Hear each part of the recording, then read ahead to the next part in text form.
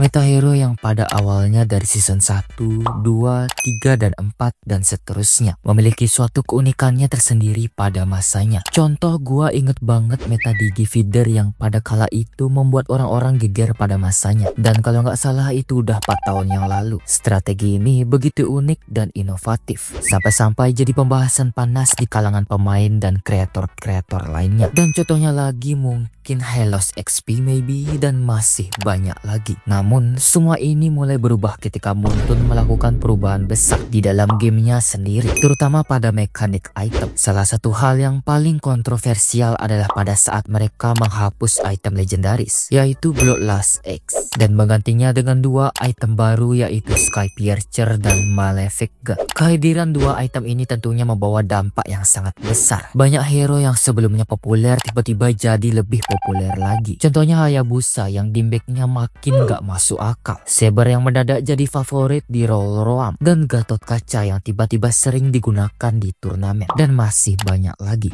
Tapi kan bang, kalau banyak hero-hero meta kan jadi seru. Dengerin dulu, fenomena aneh ini adalah hal yang langka yang telah gua sadari, dan ini gua sebut sebagai fenomena power creep, yang dimana fenomena power creep terjadi ketika pengembang game memperkenalkan konten baru yang dapat merusak gamenya itu sendiri. Seperti tiba-tiba banyaknya hero-hero meta yang dikarenakan perubahan mekanik game, layaknya item yang diganti seperti yang telah gua jelaskan sebelumnya. Dan ini adalah hal yang wajar karena ketika kalian sudah terbiasa dengan item yang diberikan pada game tersebut, tiba-tiba dirubah oleh pengembang game. Dan inilah yang membuat gua merasa kesal dengan Moonton. Moonton lagi. Bosen gua lihat konten lu bang.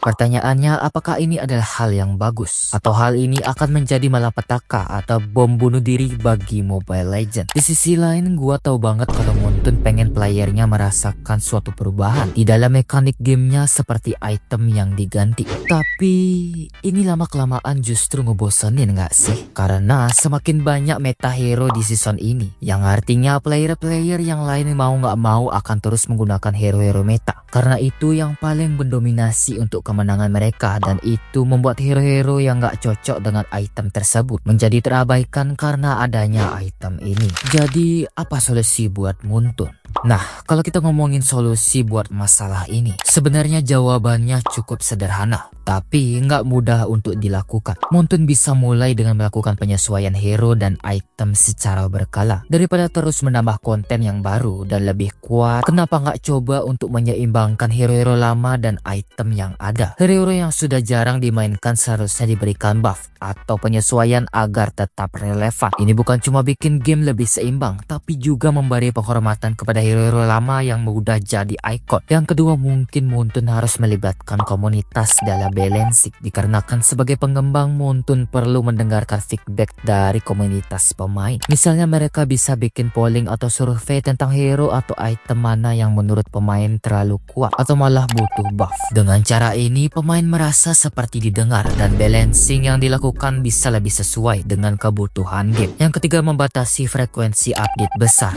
Gue ngerti kalau update besar itu penting buat penjaga antusiasme pemain, tapi kalau terlalu sering, pemain malah jadi capek untuk beradaptasi. Lebih baik Moonton fokus pada kualitas daripada kuantitas. Contohnya, cukup lakukan 1 atau 2 update besar per tahun yang benar-benar dipikirkan matang-matang dampaknya. Dan yang terakhir, menambah variasi dalam mode game. Kalau tujuannya adalah menyegarkan gameplay, kenapa nggak coba tambahin mode-mode game baru yang fun tapi nggak terlalu mempengaruhi meta? Dengan begitu, pemain tetap bisa menikmati sesuatu yang fresh tanpa merusak keseimbangan game utama. Pertanyaannya, apa dampak kalau power creep nggak dikontrol? Kalau Moonton terus-terusan menerapkan power creep tanpa kontrol, ada 2 hal kemungkinan yang bakal terjadi. Pemain-pemain lama yang udah terbiasa dengan mekanik tertentu bakal merasa lelah karena harus terus beradaptasi, yang pada akhirnya mereka bisa saja memutuskan untuk berhenti main karena game nggak lagi terasa menyenangkan seperti dulu. Dengan banyaknya perubahan besar yang nggak terkontrol, Mobile Legends bisa kehilangan ciri khasnya. Apa yang dulu bikin game ini seru seperti meta unik di setiap season bisa saja hilang karena fokusnya hanya pada hero atau item baru yang overpower.